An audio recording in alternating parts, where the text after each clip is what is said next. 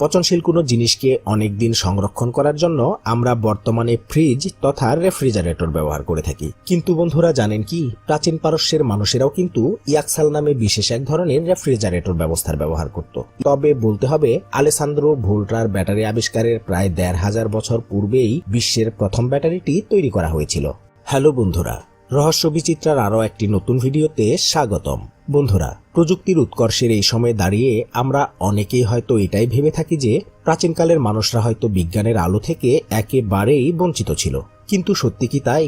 ইতিহাস থেকে পাওয়া তথ্য প্রমাণ বিচার বিশ্লেষণ করলে প্রাচীনকালের বিভিন্ন সমাজেও কিন্তু নানা রকম উন্নত প্রযুক্তির ব্যবহার দেখতে পাওয়া যায়। খ্রিস্টপূর্ব প্রায় ৫৫০ অব্দের দিকে সাইরাস দ্য গ্রেটের হাত ধরে আকেমেনিড সাম্রাজ্যের গোড়াপত্তন ঘটেছিল। পরবর্তীতে আকেমেনিড সাম্রাজ্যের পাশাপাশি ইতিহাসে এটি প্রথম পারস্য সাম্রাজ্য হিসেবে বিশেষভাবে পরিচিত। শত শত বছর ধরে পৃথিবীতে দাপিয়ে বেড়ানো এবং ইতিহাসের পাতায় গুরুত্বপূর্ণ স্থান দখল করে নেওয়া প্রাচীন পারস্য সভ্যতার অঞ্চলগুলোর বেশিরভাগই বর্তমান ইরানের অন্তর্ভুক্ত।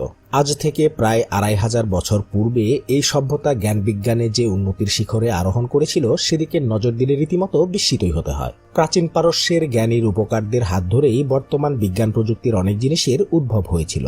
তৎকালীন অন্যান্য সভ্যতা থেকে পারস্যরা জ্ঞান বিজ্ঞান, গণিত বা জ্যোতির্বিজ্ঞানে বহুগুণ এগিয়েছিল।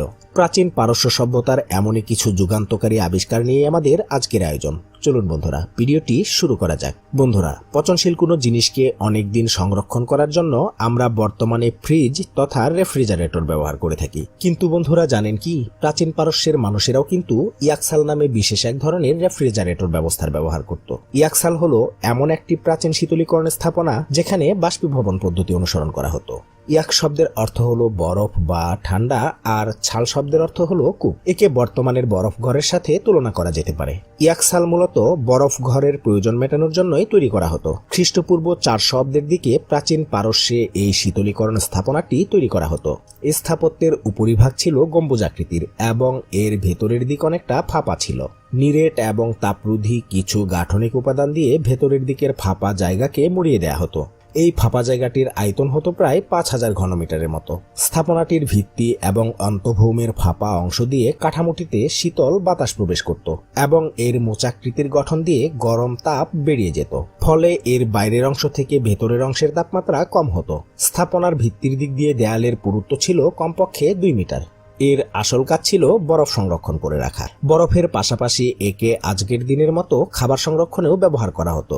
সাধারণত শীতকালে জমাট বাঁধা বরফকে গরমকালে ব্যবহারের জন্যই এই ইয়াকসালে সংরক্ষণ করা হতো।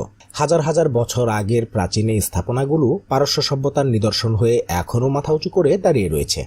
বন্ধুরা, ১৯৩৮ সালে জার্মান পুরাতত্ত্ববিদ উইলহেম কনিগ ইরাকের রাজধানী বাগদাদের সন্নিকটে খুজুতরাবু নামক স্থানে ৫ সেন্টিমিটার লম্বা সিরামিক নির্মিত একটি বিস্ময়কর পাত্রের সন্ধান পান। পাত্রটির ভেতরে একটি ধাতব নল এবং অন্য ধাতুর তৈরি একটি লৌহদণ্ডের অস্তিত্ব পাওয়া যায়। ইতিহাসে এটি বাগদাদ ব্যাটারি নামে পরিচিতি পেয়ে যায়। লোহার দণ্ডটি ছিল তামা দিয়ে আবৃত। ধারণা করা হয় তামার নলের ভেতরে বিশেষ প্রকারের অ্যাসিড দ্রবণ ব্যবহার করে ব্যাটারিটি সচল করা হতো।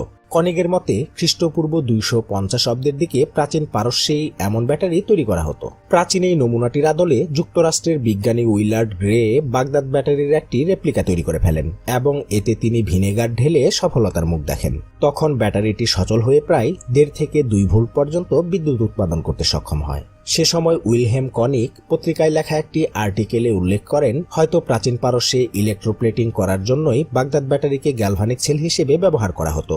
কিন্তু অনেক বিজ্ঞানী এই ব্যাপারটিকে নিয়ে দ্বিমত পোষণ করায় বাগদাদ ব্যাটারির মূল রহস্যটি ধোঁয়াশার আড়ালেই রয়ে যায়।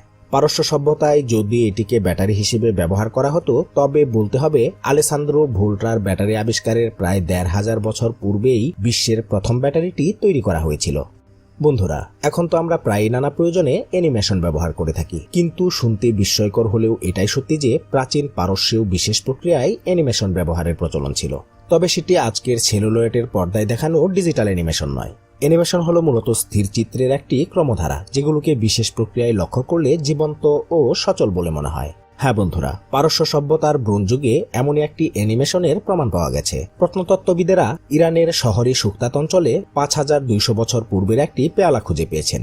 এই পাত্রে কতগুলো ছবির একটি ক্রমধারা এমনভাবে অঙ্কন করা আছে যা দেখলে সচলভাবে একটি ছাগল গাছে চড়ে পাতা খাচ্ছে বলে মনে হয়। প্রথমে ইতালিয়ান প্রত্নতত্ত্ববিদেরা কবর থেকে এই পেয়ালাটি উদ্ধার করলেও তখন ওই চিত্রের প্রতি বিশেষ কেউ নজর দেয়নি। তার কয়েক বছর পর ইরানি প্রত্নতত্ত্ববিদ ডক্টর মনসুর সাজ্জাদির অ্যানিমেশনের মতো ওই বিশেষ জিনিসটিতে নজর আটকে যায়। ধারণা করা হয় অ্যাসিরীয় সাম্রাজ্যকালের ছবিগুলো খোদাই করা হয়েছিল। আর ছাগলটি যে গাছ থেকে পাতা খাচ্ছিল, গাছটির নাম হলো অ্যাসাইরিয়ান ট্রি অফ লাইফ বা অ্যাসিরিয়ান জীবনবৃক্ষ।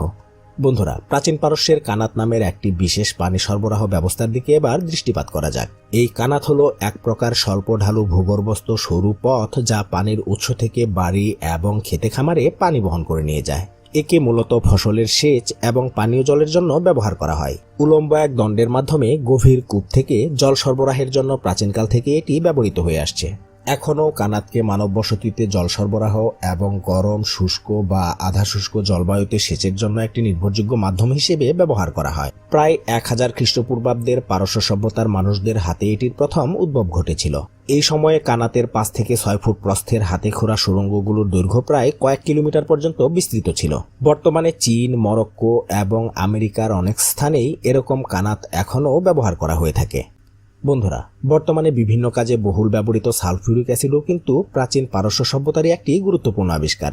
পারস্যের রসায়নবিদ আবু বকর মুহাম্মদ ইবনে জাকার্তা আল রাজি সর্বপ্রথম কৃত্রিমভাবে সালফিউরিক অ্যাসিড তৈরি করেন। রসায়নে বিশেষ অবদান ছাড়াও জ্যোতির্বিজ্ঞান, গণিতশাস্ত্র এবং ভূগোলবিদ্যায় তিনি তার প্রতিভার স্বাক্ষর রেখেছেন। তাছাড়া তাকে আরবীয় চিকিৎসা শাস্ত্রের প্রাণপুরুষও বলা হয়ে থাকে। এছাড়াও তিনি ইথানল আবিষ্কার করেন এবং চিকিৎসা শাস্ত্রে এর ব্যবহার বিধি উল্লেখ করে যান। তার আবিষ্কারসমূহ আধুনিক চিকিৎসা শাস্ত্র এবং রসায়ন প্রকৌশলের ভিত্তি অনেকটা মজবুত করে দিয়েছে।